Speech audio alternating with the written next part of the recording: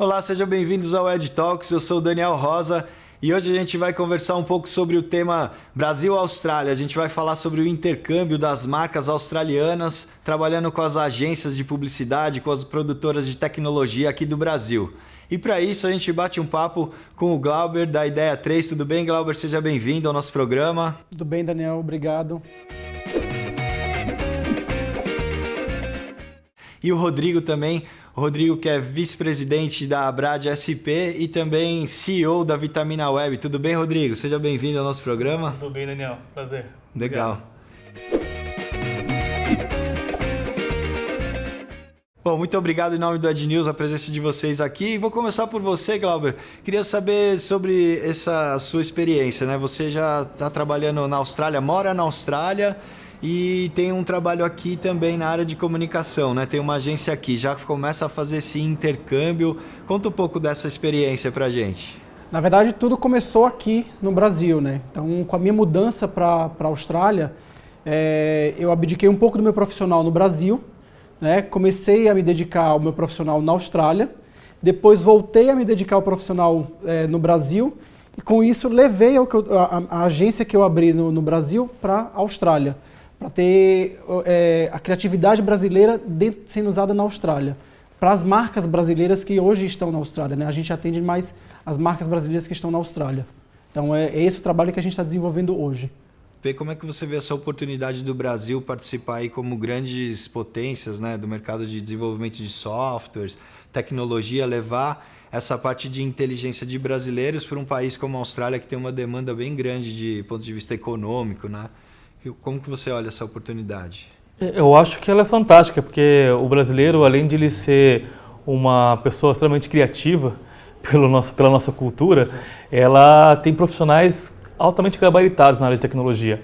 E fica muito aquela questão de quando a gente vai terceirizar para um país ou querer mão de obra em tecnologia, pensa somente em Índia ou pensa também na China, e tem outros players aí que, até mesmo na Rússia, que está tendo a Copa hoje em dia. Então, assim, são países que são muito foco para isso. Mas no Brasil, nós temos alguns pontos interessantes, né? Primeiro, né, no Brasil, a gente, pela nossa cultura, nós somos mais flexíveis em negociações, né? E tanto em questões de definições de escopo, quanto em questões de entrega de projeto, e em questões de valores, somos tão competitivos quanto. Glauber, conta um pouco pra gente sobre essa parte da metodologia. Como é que você faz para trabalhar a metodologia australiana com a brasileira, né? A Austrália ela é super aberta em relação a receber novos empreendedores. Ela é super aberta, tanto que se facilita em termos de documentação, as leis são mais abertas para você ser um empreendedor, os bancos estão mais abertos para você te financiar como empreendedor. Tanto que recentemente o consulado brasileiro em Sydney lançou um livro como um brasileiro pode empreender na Austrália. Eles dão passo a passo de como um brasileiro pode empreender na Austrália. Existe uma ideia de levar algum estilista brasileiro para fazer um desfile na Austrália, para mostrar que a moda brasileira também se adapta à Austrália, porque a Austrália e Brasil são bem parecidos, por mais que a economia seja diferente, mas são bem parecidos, né? Assim, em termos de calor humano, atratividades das cidades, nós temos essa igualdade. Uma coisa que eu percebi, principalmente na região Austrália, Nova Zelândia, tive muitos amigos na época de faculdade, inclusive, e até hoje em dia, tem muito incentivo para profissionais na área de tecnologia, que é a área como eu mais atuo, irem para lá, né, porque falta profissionais. Será que não é por causa também disso, que assim, de faltar profissionais, de entender que eles não conseguem ainda ter pessoas que suprem todas as necessidades, que eles ficam mais abertos em aceitar o desafio, né, de dar a oportunidade? Exatamente, isso é um dos passos que acontece. Quem se interessar para poder migrar para a Austrália, querer mostrar o seu trabalho na Austrália, entra no site do governo australiano, lá tem as profissões que são chamadas para poder migrar para a Austrália. Brasileiro é muito mais aceito. Desde 2012, quando o Brasil e a Austrália assinaram um termo de parceria em que a Austrália incentivava a ida dos brasileiros para lá, tanto para o termo educacional, para estudar inglês, ou fazer uma faculdade, fazer uma pós-graduação lá, para que eles também tivessem o migrante brasileiro com formação e que pudesse colaborar no dia a dia. Então, lá no site do governo australiano tem as profissões que eles necessitam diariamente. Por que eles têm profissões que se perdem? Porque como lá, o que a gente trata aqui como subemprego, lá eles tratam como emprego normal. Né? Então, tudo é pago por hora. Um cara que lava louça na Austrália, ele ganha $20 por hora. Então, o cara que trabalha no escritório de advocacia, ele também vai ter a mesma base salarial. Óbvio, ele vai ganhar mais do que uma pessoa que lava louça, mas ambos, para o governo australiano, está no mesmo nível, está no mesmo patamar. Ninguém é tratado com diferencial. Então, uma faculdade lá não é tão exigida como é exigido no Brasil. Você ser formado, você tem que se formar para poder exercer uma profissão. Não, hoje eu tenho o direito a escolher de ser pedreiro. Eu quero ser pedreiro, eu vou ser pedreiro e vou ser bem sucedido como pedreiro. Graduação é algo que eu não acho que é obrigatório, ele é importante para uma base. Quando você tem uma graduação, ela significa que você investiu um tempo naquilo, você estudou, você se aprimorou. Só que hoje, tem muito profissional extremamente bom, que inclusive trabalha com a gente, que não tem uma graduação. Tem um rapaz que ele só tem um terceiro colegial. Não sei nem se é mais o terceiro colegial hoje em dia, que mudou, né? Mas ele tem um terceiro colegial. E é um programador fantástico, entendeu? Por quê? Ele é autodidata.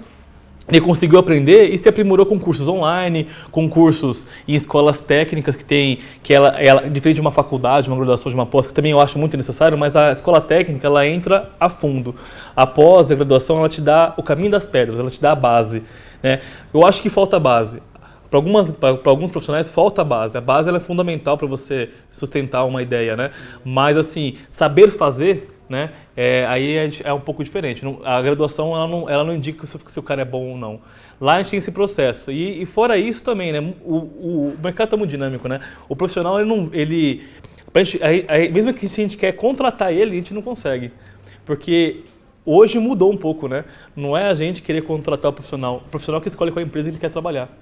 Porque a falta de mão de obra qualificada, eu acho que não somente aqui como no mundo, é muito grande. No Brasil a gente percebe que a gente vive aqui. Quando a gente vai abrir uma vaga, quantos currículos vêm e quando a gente começa a conversar com as pessoas, você vê que não tem a expertise que você quer. Só que o brasileiro é autodidata, então tem muitos profissionais que nem faculdade têm, às vezes nem se candidatam à vaga com medo de serem rejeitados por causa disso, mas são ótimos profissionais. Glauber, você acha que essa parte criativa, o brasileiro, ele tem essa parte de ser muito criativo, né? Ele também trabalha, ele é autodidata, né? Como que você avalia isso? Isso para outras culturas é muito importante porque ele consegue se adaptar, né, ao modelo econômico. O brasileiro tem um diferencial? Sim, tem super diferencial. O brasileiro ele consegue realmente se adaptar onde ele chega, a cultura que ele está sendo inserida naquele momento.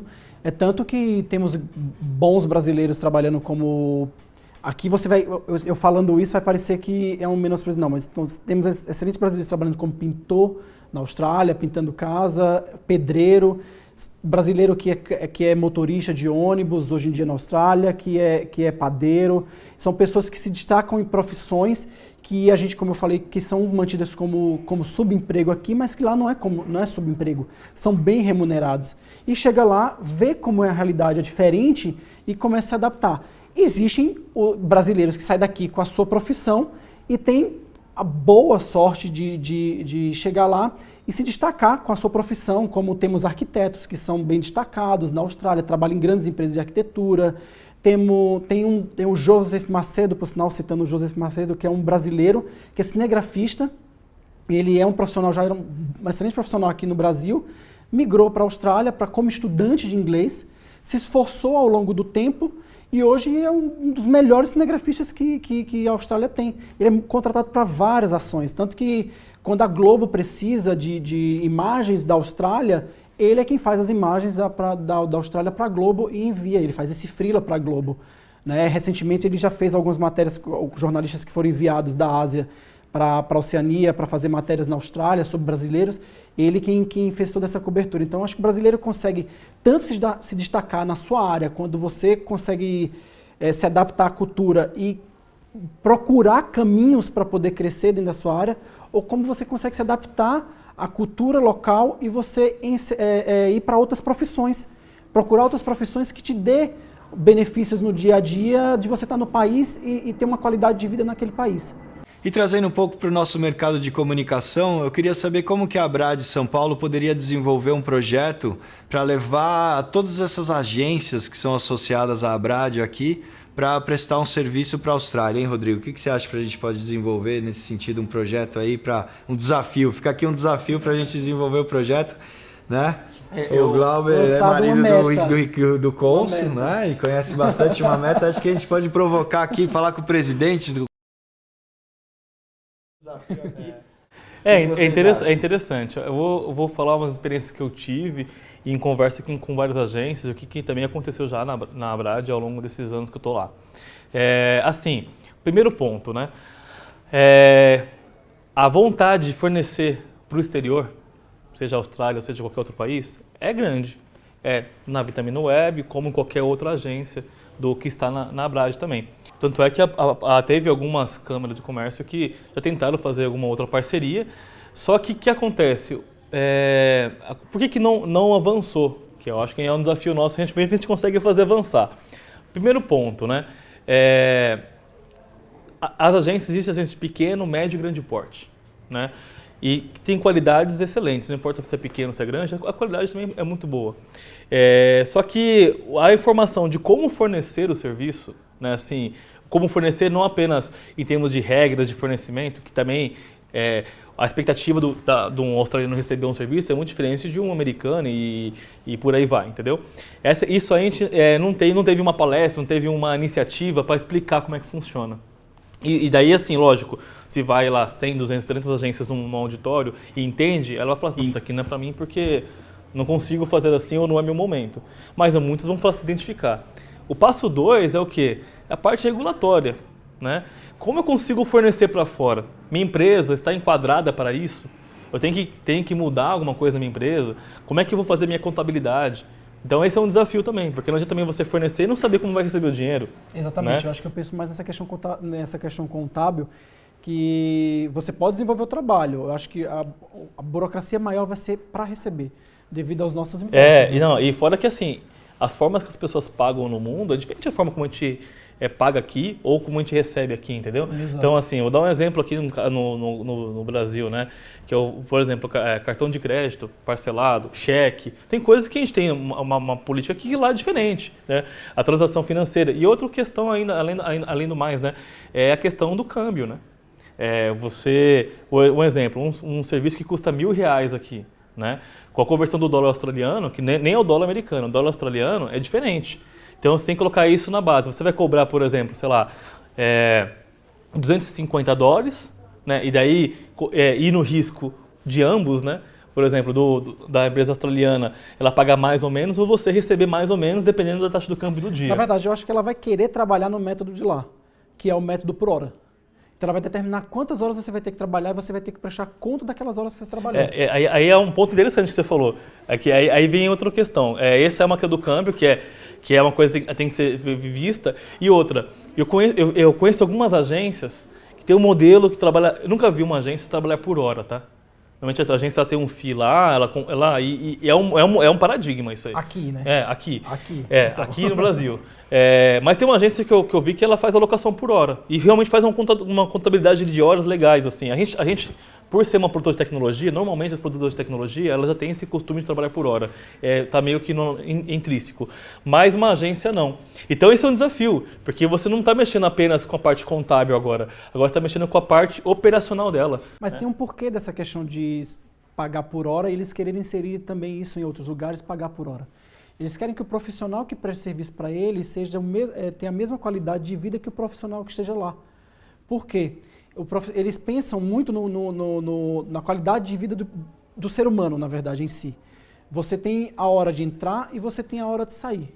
Uhum. Por quê? Eles pensam que se você tiver a hora de sair e você curtir sua família, curtir os seus amigos, você vai estar bem disposto no outro dia para realizar o seu trabalho. Você vai estar muito mais motivado a realizar o seu trabalho. E não aquele cansativo de você estar horas e horas dentro do escritório, quando sai sem saco, sem saco, às vezes sai sem paciência estar em casa, quando chega quer ficar em silêncio, não curte a família, e já sabendo que tem que voltar amanhã no outro dia cedo para uma reunião, que vai demandar muito. Então, tudo é muito pensado nos dois lados. Você vai ser um excelente profissional, mas você vai ter uma qualidade de vida. Isso tem... Aí, assim, em termos de... Isso é interessante. É um paradigma legal, assim. E eu acho que, inclusive, tudo tinha que ser computado por horas, né? Só que daí também tem aquela questão, né, da agência que superfatura, né? Por causa de um cliente que tem a possibilidade de você dizer, isso aqui eu vou levar 2 horas, mas eu posso cobrar 20 horas que esse cliente paga, né? Eu acho isso errado, mas assim, é uma coisa que a gente... Vai de consciência. Vai de consciência. E assim, o que vai acontecer?